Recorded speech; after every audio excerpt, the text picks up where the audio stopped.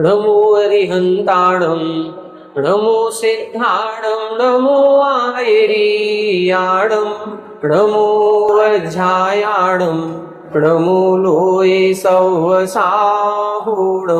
सिद्धं शुद्धं परमेव जिनेन्द्रवर्णेमि चन्दमकलङ्कं गुणरयणभूषणोदयं जीवस्य परुवणम् उच्चम्।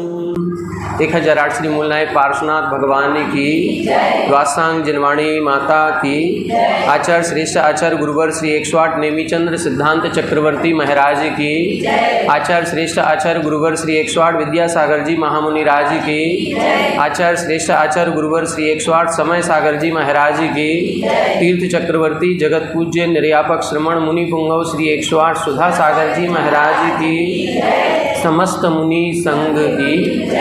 देखें, सुबह की कक्षा में अपन ने आहार मार्गणा प्रारंभ की थी। आहार मार्गणा में हमने जीवों के 2 प्रकार से भेद बताए थे, एक आहारक और दूसरे अनाहारक। आहारक और अनाहारक में क्या अंतर है?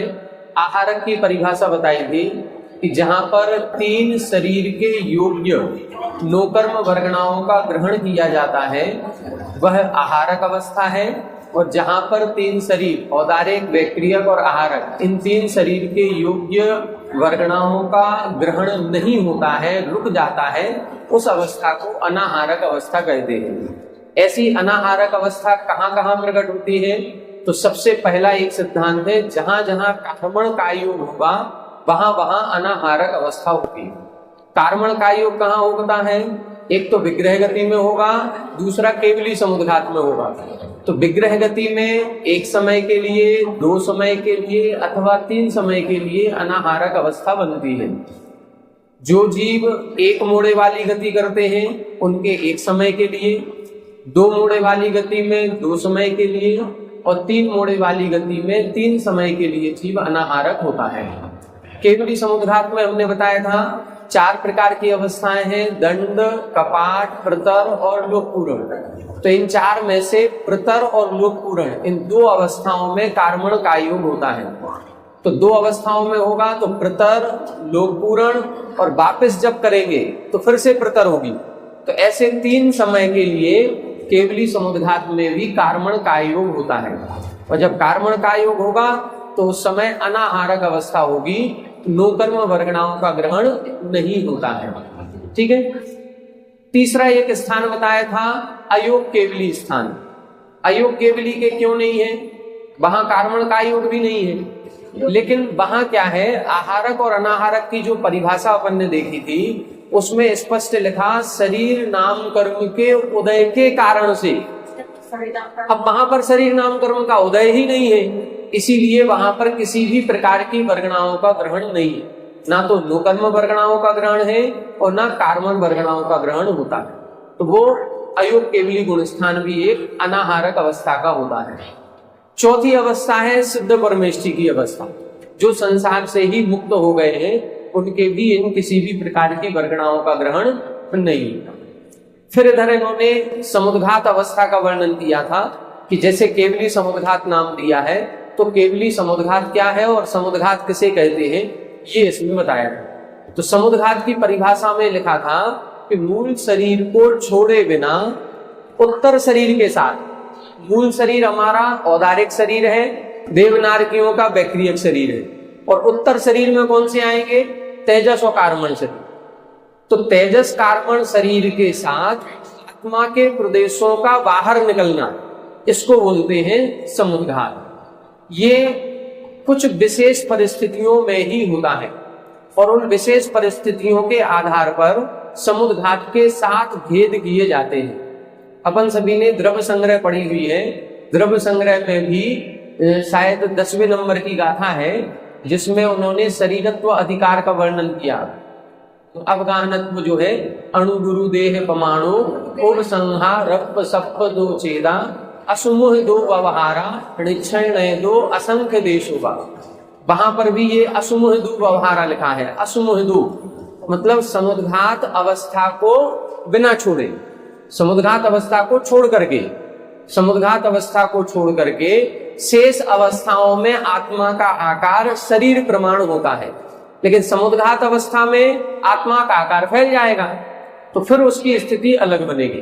तो ये समुद्घात कितने प्रकार का है? 7 प्रकार का है। इसकी चर्चा अपन को आज देखनी है। गाथा नंबर 668। वेयण कसाय वे गुब्बियो, वेयण कसाय वे गुब्बियो। इसको एक साथ पढ़नी पड़ेगी पूरी लाइन। वेयण कसाय वे गुब्बियो यमर्णन्ति यो समोघादो,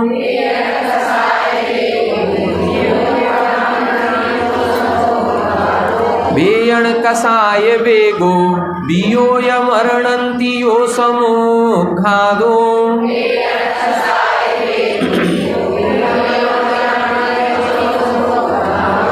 तेजाहारो छठो,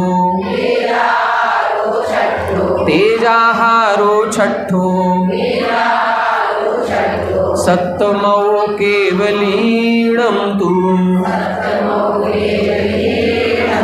सप्तमो केवलीणं तु। वेयण कसाय वे गुब्बियो यमर्णन्ति यो समोघादो।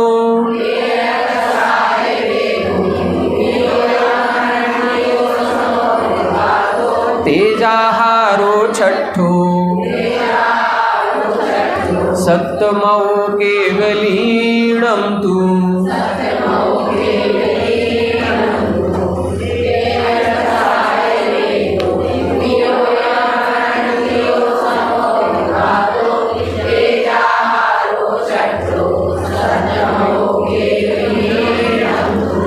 यहाँ बता रहे हैं 7 प्रकार के समुद्घात कौन कौन से हैं। सबसे पहले लिखा वेयण, वेयण का मतलब वेदना समुद्घात, कसाय समुद्घात, बेगुब्बीय अर्थात बैक्टीरियक समुद्घात, मरणंतीय मारणांतिक समुद्घात, फिर तेजाहारो तेजस समुद्घात, आहार समुद्घात, और 7वां है केवलीणम केवली समुद्घात। तो ऐसे 7 प्रकार के समुद्घात होते हैं। वेदना समुद्घात का मतलब है जब किसी व्यक्ति या जीव को तीव्र वेदना होती है तो उस तीव्र वेदना के कारण भी उसके आत्म प्रदेश शरीर से बाहर निकलते हैं। ये जो 7 प्रकार का समुद्घात है, इन 7 प्रकार के समुद्घात में आत्मा के प्रदेश बाहर निकलेंगे तो उनका प्रमाण अलग अलग है। वेदना समुद्घात में कितने गुने निकलते हैं, कसाय समुद्घात में कितने परिमाण में निकलते हैं, केवली समुद्घात में कितना निकलता है, ये सबका परिमाण अलग अलग है, ग्रंथों में मिल जाएगा। उतनी गहराई में अभी नहीं जाना है, सामान्य से वर्णन है तो सामान्य से समझे। वेदना कसाय, वेदना समुद्घात में तीव्र वेदना के होने पर आत्मा के प्रदेश बाहर निकलते हैं।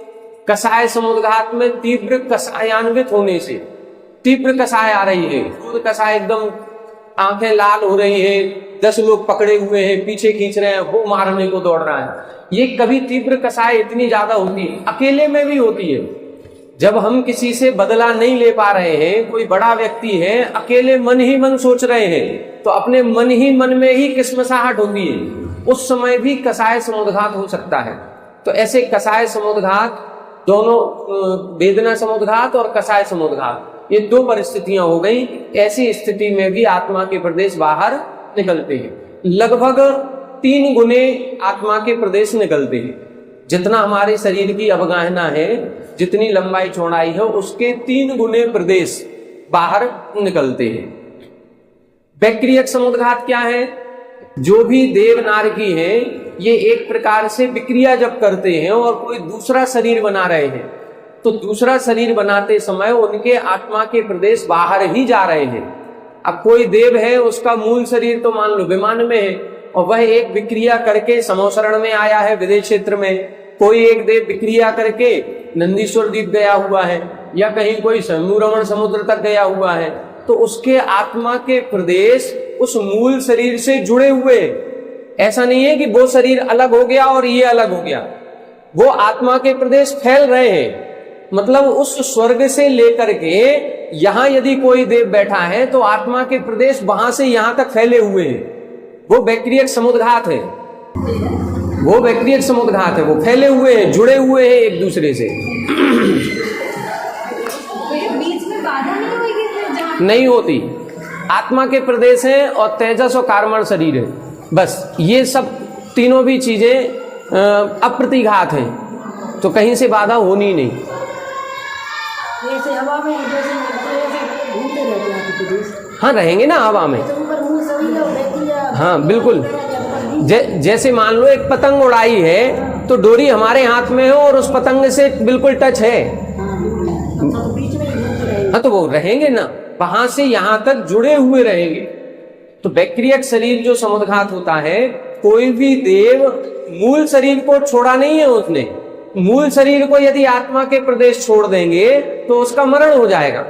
मूल शरीर से जुड़े हुए हैं और फिर फैले हुए हैं, तो फिर फैले, जैसे टॉर्च का प्रकाश, टॉर्च अपन ने यहां से जलाई है और आपको बीच में वो प्रकाश नहीं दिख रहा है, जहां आपको दूर देखना है उस अंधेरे में उधर गोला गोला प्रकाश दिखेगा। तो जैसे हमने बताया टॉर्च का प्रकाश होता है, वो टॉर्च का प्रकाश जलाई अपन ने इधर है और यहां से 50 मीटर दूर उसका उजाला दिख रहा है, तो वो 50 मीटर दूर उजाला दिख रहा है, तो प्रारंभ तो यहीं से हुआ, उस बीच में भी उसके प्रकाश की किरणें हैं। यदि हम बीच में आ जाएंगे तो हमारी परछाई उधर दिखेगी। हम प्रकाश के बीच में आए हैं तो परछाई दिख रही है, इसका मतलब है प्रकाश की किरणें यहां से जुड़ी हुई हैं पूरी लास्ट तक। प्रकाश की किरण हमेशा सीधी रेखा में चलती है। अब वो सीधी रेखा में चलेगी, वो बीच में हम आ रहे हैं तो उसमें कहीं ना कहीं बाधा आएगी, तो उसकी परछाई पड़ रही है, तो वहां उजाला दिख रहा है, इसका मतलब वो जुड़ा हुआ है। इसी तरह से बैक्टीरियक शरीर भी जुड़ा हुआ है। अब कोई एक देव मान लो 16वें स्वर्ग में है और 16वें स्वर्ग से वह देव नीचे तीसरे नरक में किसी को संबोधन करने गया है, तो उसके आत्मा के प्रदेश उस 16वें स्वर्ग से लेकर के तीसरे नरक तक फैले हुए हैं। कितने? 8 राजू प्रमाण। 6 राजू तो स्वर्ग हो गया, 16वां स्वर्ग, और 2 राजू नीचे, 8 राजू प्रमाण उसके आत्मा के प्रदेश फैले हुए हैं। इस तरह से लगेगा। अब एक विक्रिया की उसने जो तीसरे नरक में गया, दूसरी विक्रिया की जो स्वयंभू रमण समुद्र में गया है, तो उसके उधर तक भी फैले हुए हैं। तीसरी विक्रिया है वो समोसरण में है कहीं, तो वहां तक भी फैले हुए हैं। कनेक्शन सभी से जुड़ा हुआ है। तो ये, हाँ, तो ऐसे एक साथ उसने जितनी विक्रिया की है, वह देव ने जितनी विक्रिया की है, जहां जहां पहुंचा है वहां वहां तक उसके आत्मा के प्रदेश फैले हुए हैं और उस मूल शरीर से जुड़े हुए हैं, उस मूल शरीर से जुड़े हुए हैं। अब उस मूल शरीर का जिस शरीर की तरफ जो आत्मा के प्रदेश है, उसका भाव जिस शरीर की तरफ जैसा होगा वैसा कर्मों का आश्रय होगा। उसके 10 शरीर अलग अलग बना दिए, तो 10 शरीर अलग अलग होते हुए 10 शरीर कार्य कर रहे हैं। कोई शुभ कार्य कर रहा है, कोई अशुभ कार्य कर रहा है, तो कर्म बंध कैसे होगा? शुभ होगा कि अशुभ होगा? दोनों नहीं होंगे। आत्मा का जो परिणाम है वो किसकी तरफ है? आत्मा का परिणाम जिस तरफ होगा वैसा कर्म बंध होगा। प्रति समय के परिणाम है अलग अलग होंगे। जिस समय इस तरफ है तो इस तरफ। मान लो एक कोई कंपनी का मालिक है और उसका हेड ऑफिस तो है मान लो मुंबई में, उसने एक ब्रांच कोलकाता में खोली, एक ब्रांच चेन्नई में खोली, तो कहलाएगा तो उसी का ही ना पूरा।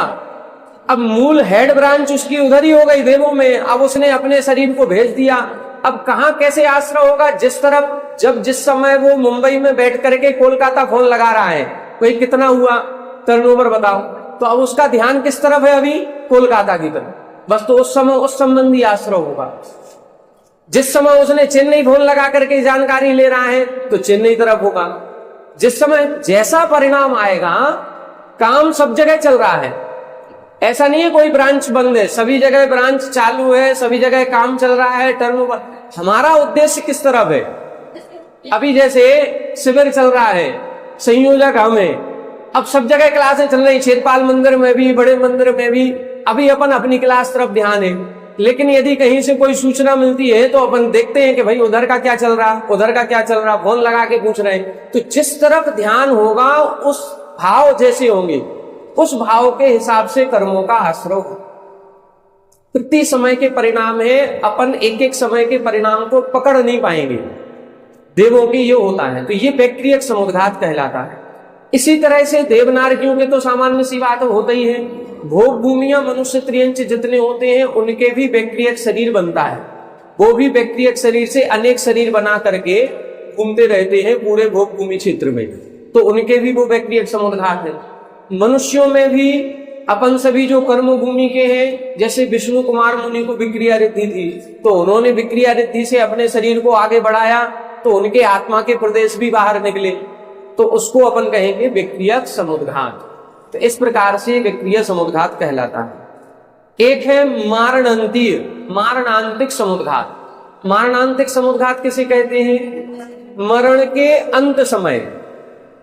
अंत समय का मतलब जिस समय मरण होना है उसके अंतिम अंतर मुहूर्त में, एक अंतर मुहूर्त पहले, जिनको बहुत व्याकुलता होती है। कई जीवों को ऐसा व्याकुलता होती है, अब हमारा क्या होगा, हम कौन सी गति में जाएंगे, पता नहीं कहां जन्म होगा। तो जिनको ज्यादा व्याकुलता होती है, एक अंतर मुहूर्त पूर्व उनके आत्मा के प्रदेश उस शरीर से बाहर निकलेंगे और उस स्थान को छू करके वापस आ जाएंगे। उस स्थान को छू करके वापस आ जाते हैं, इसको बोलते हैं मारणांतिक समुद्घात। कितनी देर पहले होगा? अंतर मुहूर्त पहले, ऐसे नहीं साल 2 साल पहले हो जाए, अंतर मुहूर्त पहले होगा।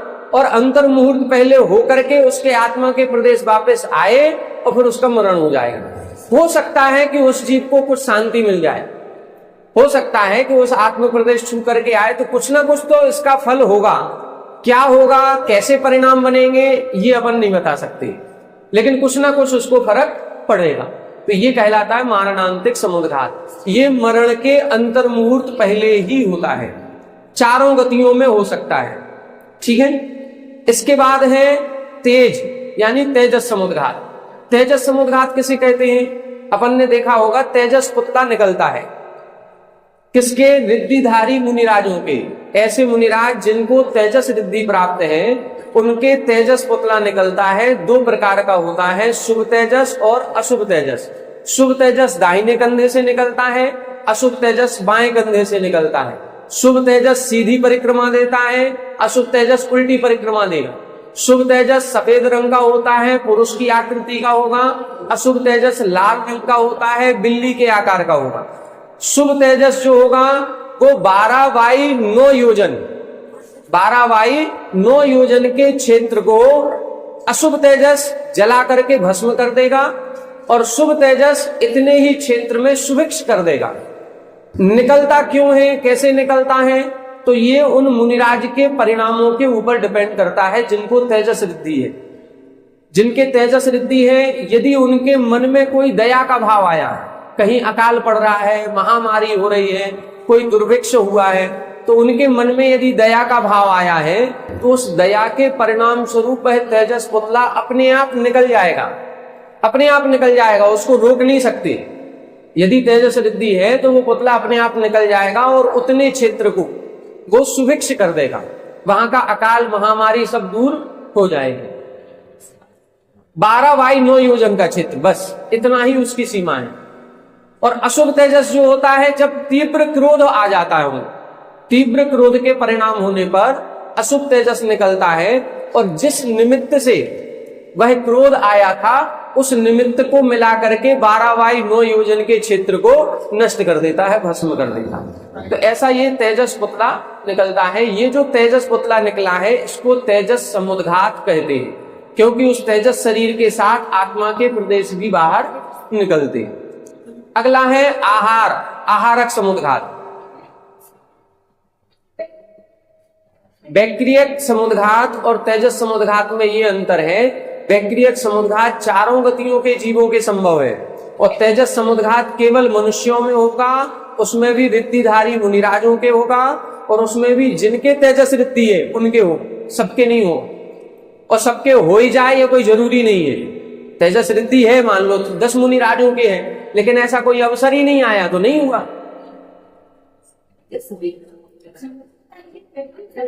तेजस देखो आप समझे, तेजस शरीर के 2 भेद होते हैं, एक निस्सरणात्मक, एक अनिस्सरणात्मक। जो अनिस्सरणात्मक है वो सभी संसारी जीवों के हैं, 1 इंद्री के भी, 2 इंद्री के भी, 3 इंद्री के भी, वो तो सबके हैं, उसके लिए कोई तपस्या नहीं चाहिए। हमारे भी तेजस शरीर है, लेकिन वो पुतले वाला नहीं है, वो पुतले वाला नहीं, वो इस शरीर में कांति प्रदान करता है, एक अग्नि तत्व जो होता है वो कहलाता है, तो वो तेजस अलग है। और तेजस रिद्धि वाला जो कह रहे हैं वो तेजस समुद्घात के अंतर्गत आता है, ये मुनिराजों के ही होती है, 6वें 7वें गुणस्थानवर्ती मुनिराजों के। ठीक है, फिर है आहारक समुद्घात, ये भी आहारक रिद्धि है और 6वें गुणस्थानवर्ती मुनिराज के ही होती है। और उनके कब निकलती है? जब वो कोई स्वाध्याय कर रहे हो और स्वाध्याय करते समय किसी प्रश्न कोई उनके मन में आ जाए, जिज्ञासा आ जाए और उस जिज्ञासा का समाधान न मिले, तो फिर वो आहारक पुतला निकालते हैं और वो पास में स्थित केवली श्रुत केवली के पाद मूल में जाकर के और वहां पर वो जिज्ञासा समाधान करेगा, इनकी समाधान हो जाएगा। तो इस तरह से जिज्ञासा समाधान के लिए अथवा तीर्थ वंदना के लिए, तीर्थ वंदना का भी विकल्प यदि मुनिराज को है, मान लो उनकी समाधि का समय है या वृद्धावस्था है और मन में एक भाव है कि हमको शिखर जी की वंदना करनी है, तो या पंचमेरु की वंदना करनी है, ये मन में भाव आ गया, तो वो अपना आहारक पुतला निकालेंगे, वो आहारक पुतला जाकर के पंचमेरु की वंदना करेगा, इनकी वंदना हो जाएगी, क्योंकि आत्मा के प्रदेश यहीं से जुड़े हुए हैं, वो पुतले से लेकर के यहां तक आत्मा के प्रदेश जुड़े हुए।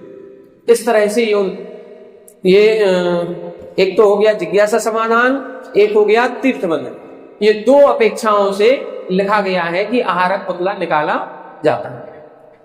ठीक है, 2 व्यवस्थाएं देखनी है, तेजस पुतला निकल जाता है और आहारक पुतला निकाला जाता है, बहुत अंतर है दोनों में। तेजस पुतले को रोका नहीं जा सकता, निकल गया तो निकल गया, उसको रोक नहीं सकते। और आहारक पुतला जान करके बुद्धिपूर्वक निकाला जाता है, जब जिज्ञासा समाधान करना है उनको या तीर्थ वंदना करना है, तो वो जान करके उस तेजस पुतले आहारक पुतले को निकालेंगे, वो जाएगा केवली श्रुत केवली के पादमूल में जिज्ञासा समाधान कर। ठीक है, इस तरह से ये आहारक समुद्घात। चौथा 7वां है केवली समुद्घात। केवली समुद्घात हमने आपको सुबह बताया ही था कि केवली भगवान के जब आयु कर्म अंतर्मुहूर्त रह जाए और शेष कर्मों की स्थिति ज्यादा होती है, तो शेष कर्मों की स्थिति को अंतर्मुहूर्त करने के लिए केवली समुद्घात किया जाता है। इसकी 4 अवस्थाएं हैं, दंड, कपाट, प्रतर और लोकपूरण। दंड में दंडवत फैलते हैं, कपाट में कपाट की तरह साइड में फैलेंगे, प्रतर में पूरे कॉर्नर में फिल हो जाएगा और फिर लोकपूरण में बात वलय में भी आत्मा के प्रदेश भर जाए। इस तरह से ये 4 अवस्थाओं में होता है। जैसे 4 अवस्थाओं में फैलते हैं, उसी तरह पुनः 4 अवस्थाओं में संकुचन भी उनका होता है। तो केवली समुद्घात में 8 समय लगते हैं। बाकी जितने समुद्घात हैं उन समुद्घात में कितना समय लगता है? अंतर्मुहूर्त। बाकी समुद्घात में अंतर्मुहूर्त, लेकिन केवली समुद्घात में 8 समय लगेंगे, इससे ज्यादा नहीं लगेंगे। ठीक है,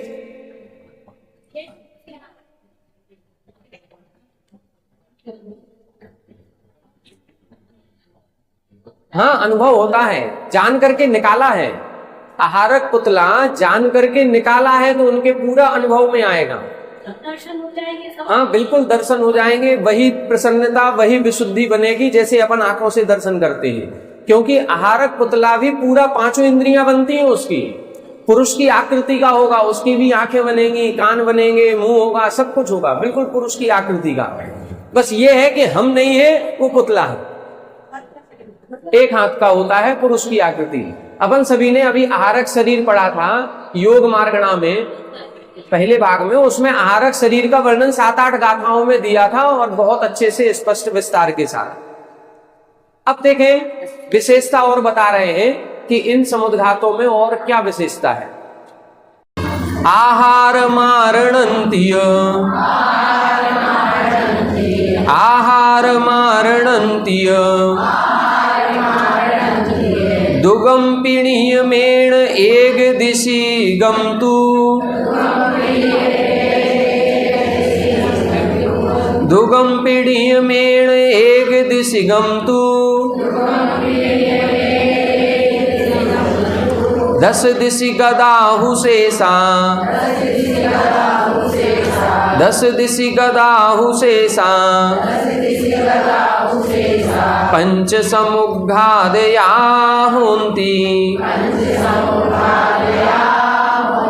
पंच समुग्घादयाहुन्ति,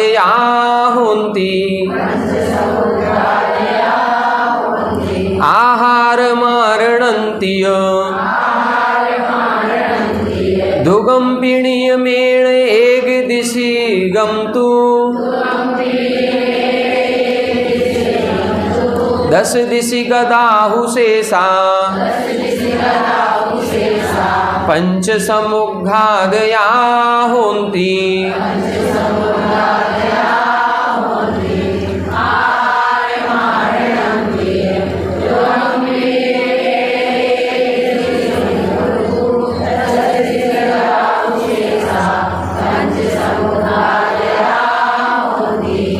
देखें इधर अब विशेषता बता रहे हैं कि ये जो 7 प्रकार के समुद्घात हैं, इन 7 प्रकार के समुद्घात में आहार और मारणंती, आहारक समुद्घात और मारणांतिक समुद्घात, ये दुगंपी, ये दोनों भी समुद्घात नियमेण, नियम से एक दिशिगमतु, एक दिशा में होते हैं। मतलब इनके जो आत्मा के प्रदेश निकलेंगे किसी भी एक दिशा में ही जाएंगे। मारणांतिक समुद्घात है, किस लिए होता है? मरण के अंतर मुहूर्त पहले होगा और क्या करेगा? जिस स्थान पर जन्म लेना है उस स्थान को छू के आना है, तो उसके आत्मा के प्रदेश यदि हमें वहां जन्म लेना है तो उसी दिशा में जाएंगे। पीछे क्यों जाएंगे? पीछे नहीं जाएंगे, इस तरफ नहीं जाएंगे, इस तरफ नहीं जाएंगे, ऊपर नहीं जाएंगे, नीचे नहीं जाएंगे, कहीं नहीं जाएंगे, केवल एक दिशा में ही जाते हैं जिस तरफ उसको जन्म लेना है। यदि नीचे जन्म लेना है तो नीचे जाएंगे, ऊपर जन्म लेना है तो ऊपर जाएंगे। जिस दिशा में जाना है केवल एक ही दिशा की ओर आत्मा के प्रदेश बाहर निकलते हैं। इसी तरह से आहारक समुद्घात है। आहारक समुद्घात में भी उन मुनिराज को जिज्ञासा का समाधान करना है या तीर्थ वंदना करनी है। अब भाव हुआ है पंचमेरु के, मान लो सुदर्शन मेरु की वंदना करने का, तो वो सुदर्शन मेरु के किस तरफ बैठे हैं? यदि सुदर्शन मेरु उस तरफ है तो उसी तरफ जाएंगे, यदि सुदर्शन मेरु पीछे है तो इस तरफ जाएंगे। वो तीर्थ उनके किस तरफ स्थित है, जिस तरफ स्थित है उस तरफ जाएंगे। अथवा केवली भगवान के या श्रुत केवली के पाद मूल में जाना है तो वो केवली श्रुत केवली कहाँ स्थित है? जिस तरफ स्थित होंगे सबसे पास में, निकट में, वहां जाएंगे। क्योंकि मान लो अपने भरत क्षेत्र में कोई मुनिराज है और यहाँ अभी केवली श्रुत केवली का पादमूल नहीं है, कोई रिद्धिधारी मुनिराज यदि है तो अब केवली श्रुत केवली का पादमूल विदेह क्षेत्र में है तो विदेह क्षेत्र में जाएंगे। दात की खंड में भी हो सकते हैं, सब जगह हो सकते हैं, लेकिन जो निकट में होंगे उनके पास उनका वो पुतला जाएगा और उधर से समाधान हो जाएगा। कुल मिलाकर के आहारक समुद्घात और मारणांतिक समुद्घात, इन दोनों समुद्घात में जो आत्मा के प्रदेश निकलेंगे वो किसी एक दिशा में जाएंगे, सभी जगह नहीं जाएंगे।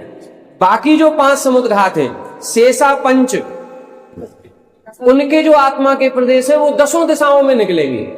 यदि वेदना समुद्घात होगा तो वेदना समुद्घात में 10 दिशाओं में आत्मा के प्रदेश निकलेंगे। कषाय समुद्घात होगा तो कषाय समुद्घात में भी 10 दिशाओं में निकलेंगे। वैक्रियक समुद्घात भी हम किसी भी दिशा में कर सकते हैं। जिस दिशा में हो सकता है, एक जो देव है उसने एक शरीर इधर बना के भेज दिया और एक इधर बना करके भेज दे, जिस दिशा में भेजेगा उस दिशा में हो जाएगा समुद्घात हो। तो चारों तरफ भी आत्मा के प्रदेश फैल सकते हैं। इस तरह से ये शेष जो 5 समुद्घात हैं, उन शेष 5 समुद्घात में 10 दिशाएं हैं और आहारक और मारणांतिक में एक ही दिशा में आत्मा के प्रदेश फैलते हैं। अब इधर बता रहे हैं आहारक और अनाहारक का काल कितना होता है। आहारक अवस्था बनेगी तो अधिक से अधिक कितने समय तक, और अनाहारक अवस्था बनेगी तो अधिक से अधिक कितने समय तक, वो समय इसमें बता रहे हैं। अंगुल असंख्य भागो, अंगुल असंख्य भागो, कालो आहारयस्यो कस्सो, कालो आहारयस्यो कस्सो, कम्मम्मि अणाहारो कम्मम्मि अणाहारो उक्कस्सं तिन्निसमयाहु उक्कस्सं तिन्निसमयाहु अंगुल असंख्य भागो कालो आहारयस्य ओक्कस्य कम्मम्मि अणाहारो उक्कस्सं तिन्निसमयाहु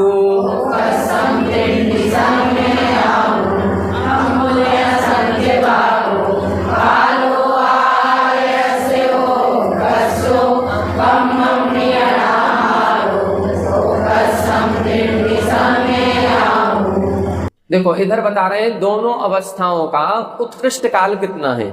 क्या लिखा? आहारस्य उक्कस्सो कालो, जो आहारक अवस्था है उसका उत्कृष्ट काल कितना है? अंगुल असंख्य भागो, अंगुल का असंख्यातवा भाग प्रमाण। अब देखो कैसे बता रहे हैं। अंगुल किसे कहते हैं? ये जो हमारी एक अंगुल है इसकी मोटाई, ठीक है, ये अंगुल कहलाएगा। लेकिन हमारा अंगुल लगाएंगे तो ये आत्मांगुल कहलाएगा। 3 प्रकार के अंगुल हैं जो अलौकिक गणित की हमने बताई थी, उसमें ही हमने पूरा वर्णन पढ़ाया है। अंगुल 3 प्रकार के होते हैं, एक आत्मांगुल, एक सूच्यंगुल और एक प्रमाणांगुल। सूच्यंगुल कहे या उच्छेदांगुल कहे एक ही चीज है। उच्छेदांगुल और प्रमाणांगुल में 500 गुने का अंतर होता है।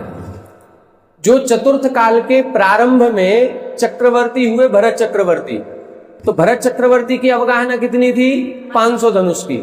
उनका जितना अंगुल होगा, उनका अंगुल जितना है वो है प्रमाणांगुल। उसको क्या बोलते हैं? प्रमाणांगुल।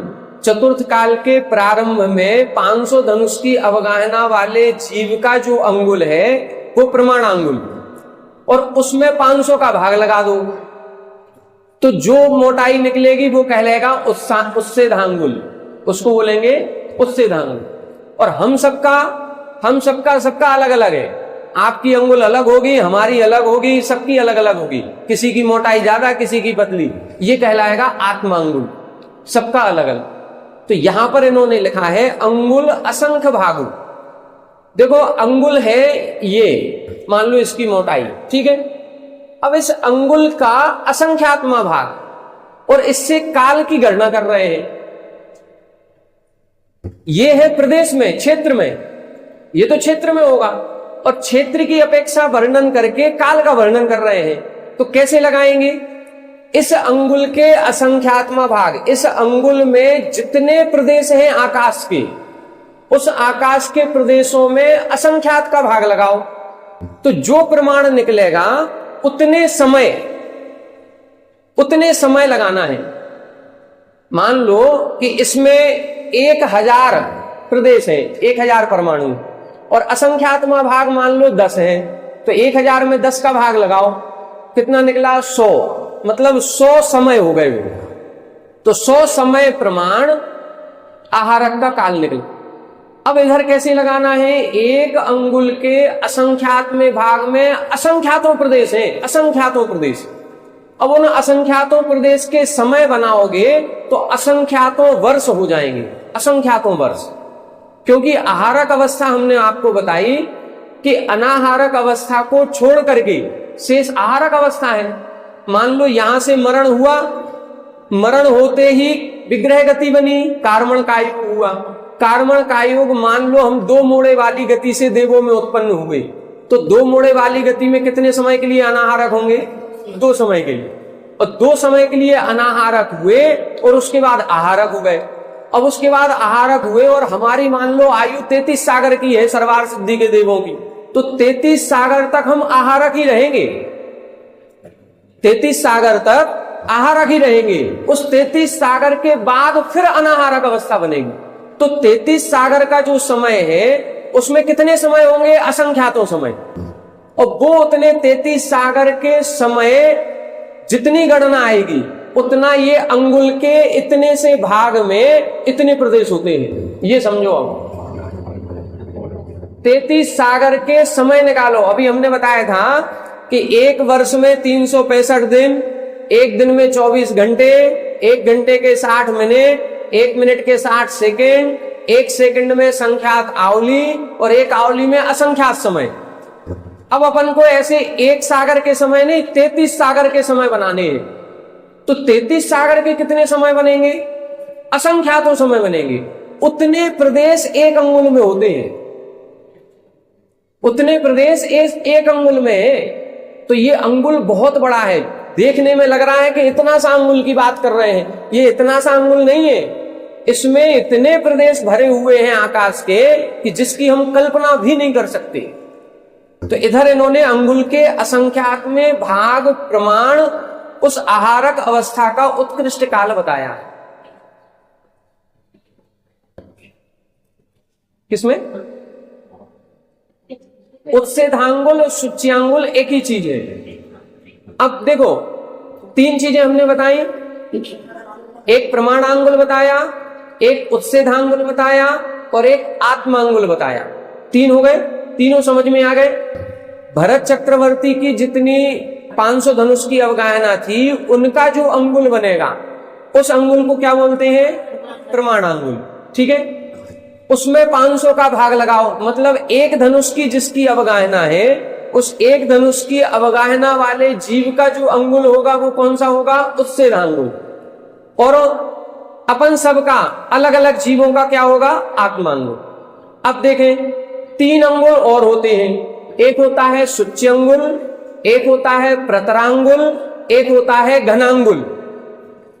सूच्यंगुल, प्रतरांगुल और घनांगुल।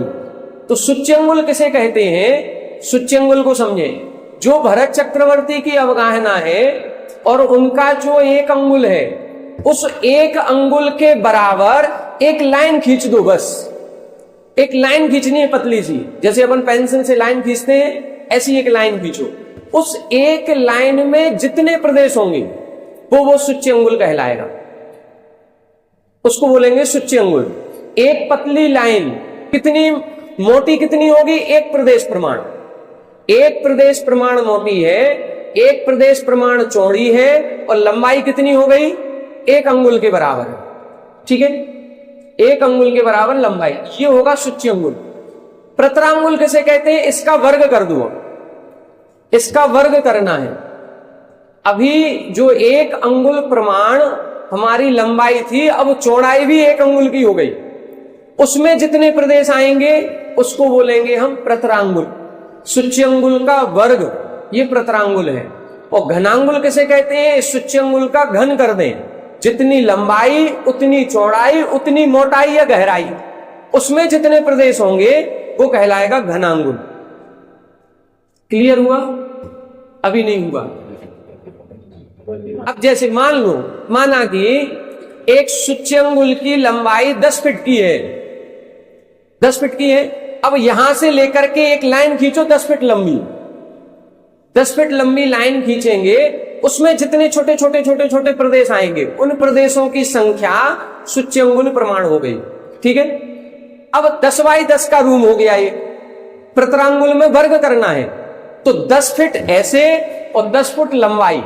अब ये चौकोर हिस्सा बन गया। इस चौकोर हिस्से में कितने प्रदेश हो गए? वर्ग हो गया 10 गुणे 10, 100 हो गए। अभी 10 था, अब 100 हो गया वो। और 100 फीट में 100 वर्ग फीट हो गया। 100 वर्ग फीट में जितने प्रदेश होंगे वो कहलाएगा प्रतरांगुल। अब घनांगुल करोगे तो घनांगुल का मतलब है 10 फीट लंबा, 10 फीट चौड़ा, 10 फीट ऊंचा। अब ये कमरा बन गया पूरा एक डिब्बा, इसको बोलेंगे घनांगुल। इसमें कितने प्रदेश होंगे? 10 गुणे 10 गुणे 10, 1000 हो गया। बस इसी तरह से प्रदेश नापे जाते हैं। अपन ने ये पूर्व में जो भाग 1 पढ़ा है उसमें कहीं सूच्यांगुल का प्रयोग किया, कहीं घनांगुल का प्रयोग किया, कहीं प्रतरांगुल का किया है। अलग अलग विषय में अलग अलग लगाया जाता है। यहां इन्होंने सूच्यंगुल का लिखा हुआ है, नीचे जो हिंदी दी हुई है उसमें सूच्यंगुल लिखा है। आहारक का उत्कृष्ट काल सूच्यंगुल के असंख्यातवें भाग प्रमाण है। ठीक है, अब सोचो जरा, सूच्यंगुल के असंख्यातवें भाग में असंख्यातों समय हो रहे हैं, तो प्रतरांगुल तो और बड़ा हो गया, घनांगुल तो और बड़ा हो गया, उसकी तो क्या पूछने पे। प्रमाणांगुल भरत चक्रवर्ती की अवगाहना का अंगुल, और उससे धांगुल उससे 500 गुना कम, मतलब 500 धनुष की अवगाहना वाले का अंगुल प्रमाणांगुल, और 1 धनुष की अवगाहना वाले का अंगुल उससे धांगुल।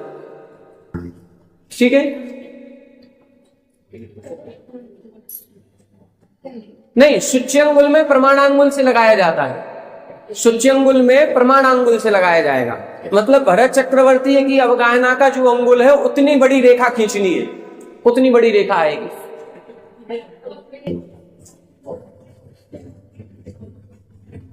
क्या अंतर है? उससे धांगुल अलग है, सूच्यंगुल अलग है, एक ही नहीं, सूच्यंगुल प्रमाणांगुल के बराबर लाइन खींचनी है, प्रमाणांगुल से नापी जाती। चलो ठीक है, इसमें मैथमेटिक्स में मत अटको अब, क्योंकि ये विषय अभी ज्यादा नहीं है, इतना ही अपन को समझना है कि आहारक का काल कितना है। आप तो इतना लिखना, अंगुल के असंख्यातवें भाग प्रमाण जितने समय निकलेगा उतना समय आहारक का उत्कृष्ट काल होता है। कितना होता है? असंख्यातों वर्ष। कितना होगा? असंख्यातों वर्ष, ये आहारक का उत्कृष्ट काल। अब देखें नीचे, कम्बम्मी अनाहारो उक्कसम तिन्नी समयाहु, और अनाहारक का उत्कृष्ट काल कितना है? 3 समय। कब बनेगा? कम्बम्मी कार्मण कायोग पे। कार्मण कायोग की स्थिति 3 समय से ज्यादा होती नहीं, तो अनाहारक अवस्था जब भी बनेगी वो 3 समय से ज्यादा की नहीं बनेगी। किस अपेक्षा से? कार्मण कायोग की अपेक्षा से। कम्बम्मी शब्द लिख दिया क्योंकि अनाहारक अवस्था सिद्धों के भी होती है, अनाहारक अवस्था 14वें गुण स्थान में भी होती है, तो 14वें गुण स्थान का काल तो 3 समय से बहुत ज्यादा है, तो 14वें गुण स्थान की अपेक्षा अंतर्मुहूर्त, कार्मण कायोग की अपेक्षा 3 समय। ठीक है, ये अनाहारक का उत्कृष्ट काल बता दिया। अब देखें इनके जीवों की संख्या, आहारकों की संख्या कितनी और अनाहारकों की संख्या कितनी। कम्मय्य काय जोगी, कम्मय्य काय जोगी, होदि अनाहार याण परिमाणम, होदि अनाहार याण परिमाणम, तब विरहित संसारो, तब विरहित संसारो, सवो आहार परिमाणम, सवो आहार परिमाणम, कम्मय्य काय जोगी, कम्मय्य काय जोगी, होदि अनाहार याण परिमाणम, होदि अनाहार याण परिमाणम, तब विरहित संसारो, तब विरहित संसारो, सवो आहार परिमाणम, सवो आहार परिमाणम,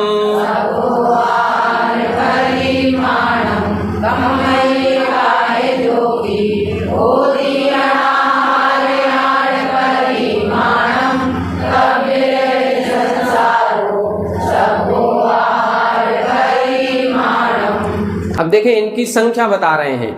कम्मय्य काय जोगी होदि अनाहार याण परिमाणम, कार्मण कायोग में स्थित जितने जीवों की संख्या है वही संख्या अनाहारकों की है।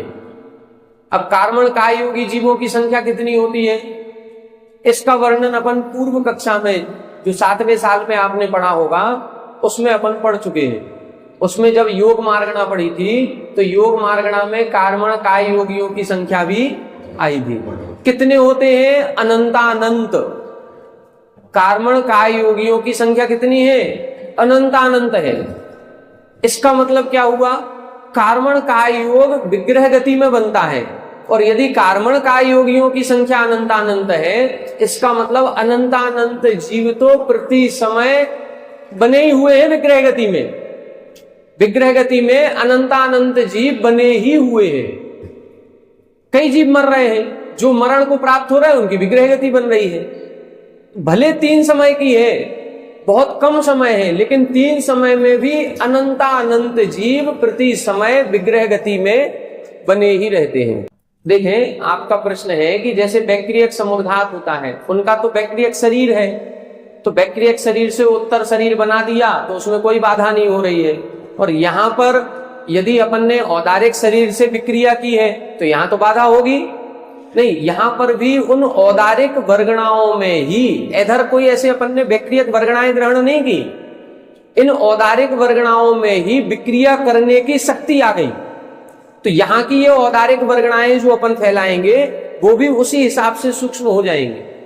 अब जो बहुरूपणी विद्या होती है उसमें क्या होता, उसके बारे में हम कुछ विशेष कह नहीं सकते कि बहुरूपणी विद्या में जो अलग कोई शरीर बना लिया उसमें विक्रिया का तो कोई उल्लेख ऐसा है नहीं, वो विद्या से होता है। अब विद्याएं भी जो सिद्ध होती हैं उनमें भी देवता ही सिद्ध होते हैं, तो अब देवता किस प्रकार से उनका दूसरा रूप बना लेते हैं यह पूछना पड़ेगा। बहुरूपणी विद्या जो होती है, जितने विद्याधर होते हैं ये विद्याधरों की विद्याएं सिद्ध होती हैं। तो विद्याएं क्या है, उन विद्याओं में भी देव रक्षित होती हैं, वो देव होते हैं, तो उनको वो विद्या के माध्यम से इसी शरीर में वो अनुकूलता बन जाएगी। इन परमाणुओं में ही वह शक्ति आ जाएगी जो बैक्टीरियक परमाणुओं में होती है। अब ये औदारिक शरीर को अपन बढ़ाओ तो बढ़ेगा क्या, नहीं बढ़ रहा है। तो इन्हीं औदारिक वर्गणाओं में वो शक्ति आ गई कि जो बैक्टीरियक रूप से ये खिंच जाएंगे, इनमें एनलार्जमेंट बिल्कुल खींच लो कितना भी लंबा चला जाएगा, तो ये शक्ति उसमें आ जाएगी। वो उस रिद्धि के कारण से आ रही है, उस विद्या के कारण से आ रही है, तो आ जाएगी। लेकिन उनको हम बैक्टीरियक समुद्घात के अंतर्गत लेंगे कि नहीं लेंगे, ये प्रश्न पूछने लायक है, पूछेंगे कभी कि बहुरूपणी विद्या में जो दूसरा शरीर बनता है क्या उसको बैक्टीरियक समुद्घात माना जाए या नहीं माना जाए, ये एक प्रश्न, अच्छा प्रश्न है। चलो इसमें देखें दूसरी लाइन, ये समझ में आ गया। जितने कार्मण काय योगी जीव होंगे वो सभी अनाहारक ही होते हैं, तो कार्मण काय योगियों की संख्या और अनाहारकों की संख्या समान हो जाएगी। फिर आगे लिखा तब विरहित संसारो। अब संसारी जीव जितने हैं उन संसारी जीवों में से इन कार्मण काय योगियों की संख्या को घटा दो, तो अनाहारकों की संख्या घट जाएगी, तो आहारकों की संख्या निकल आएगी। ठीक है, तो संसारो तब विरहित, संसारी जीवों में से उन कार्मण काय योगियों की संख्या को घटाएंगे तो सबको आहार परिमाणम, ये सभी जीव जो निकलेंगे वो संख्या आहारकों की निकल आएगी। ठीक है, ये समझ में आ गया। अब इसमें एक प्रश्न होना चाहिए, हमारे मन में तो आ रहा है, ये आ रहा है कि अभी 666 नंबर की गाथा दी गई। 666 नंबर की गाथा में जहां अनाहारक जीवों की संख्या बताई, वो कि अनाहारक कौन कौन होते हैं, स्वरूप बताया, वहां लिखा विग्रह गति से सहित जीव, फिर लिखा केवली समुद्घात वाले, फिर लिखा अयोगी जीव, फिर लिखा सिद्ध। तो अब सिद्धों को तो छोड़ दो क्योंकि वो मोक्ष हो गया, अपन को तो संसार की निकालना है। अब जब संसार की निकालना है तो विग्रह गति में भी कार्मण काय योग होता है, केवली समुद्घात में भी कार्मण काय योग होता है। तो कार्मण काय योगियों की संख्या के बराबर अनाहारकों को लिया, तो ये अयोगियों की संख्या को क्यों नहीं जोड़ा? ये अयोगियों की संख्या भी तो जोड़नी थी, ये भी तो अनाहारक है। तो जो सर्व संसारी जीवों में से मात्र कार्मण काय योगियों की संख्या घटा दी तो आहारक निकल आएंगे। वो जो आहारक निकल रहे हैं फिर उनमें से वो 14वें गुण स्थान वर्ती भी तो शामिल होंगे। 14वें गुण स्थान के 598 संख्या हमने लिखवाई थी, तो 598 जीवों को कम क्यों नहीं किया? वो भी कम होना चाहिए। वो गाथा में क्यों नहीं लिखा? हमने 2-3 ग्रंथ पलटे लेकिन हमें उसका उत्तर अभी मिला नहीं, क्योंकि गाथा में भी नहीं है ये। फिर इसका उत्तर जो हमने सोचा है वो ये सोचा है कि इसकी पहली जो गाथा है उसमें आहारक और अनाहारक की जो परिभाषा दी है उसमें दिया है शरीर नाम कर्म के उदय से आहारक होता है, और 14वें गुण स्थान वर्ती जीव के शरीर नाम कर्म का उदय है ही नहीं, तो उनको लेने की आवश्यकता नहीं होगी। शायद ये सोच करके इन्होंने उनको नहीं लिया और शेष जीवों को इन्होंने फिर घटा दिया। तो जो इधर इन्होंने लिखा है कि सबको संसार तब विरहित, संसारी जीवों में से घटाया है, तो संसारी जीवों में से उन अयोग केवलियों को भी अलग करना ही पड़ेगा, क्योंकि वो तो संसार में ही आते हैं। तो संसारी जीवों में से अयोग केवली को कम करें, फिर जो संख्या निकलेगी उसमें से आहारकों को घटाएंगे, अनाहारकों को घटाएंगे तो आहारक की निकलेगी। होना चाहिए ये, लेकिन टीका में और गाथा में कहीं भी ये चीज लिखी नहीं है, तो अयोगियों को क्यों नहीं घटाया, ये एक अभी प्रश्न बच रहा है। ये अयोगियों को संसार में क्यों नहीं मान रहे, जबकि अयोगी भी तो संसार में है। क्या टाइम कैसे नहीं, 5 समय भी है, अंतर मुहूर्त का समय भी है, तो संसार में ही ना। एक समय भी यदि कोई संसार में है तो वो संसार में ही माना जाएगा। 14वें गुण स्थान का काल अंतर मुहूर्त लिखा है।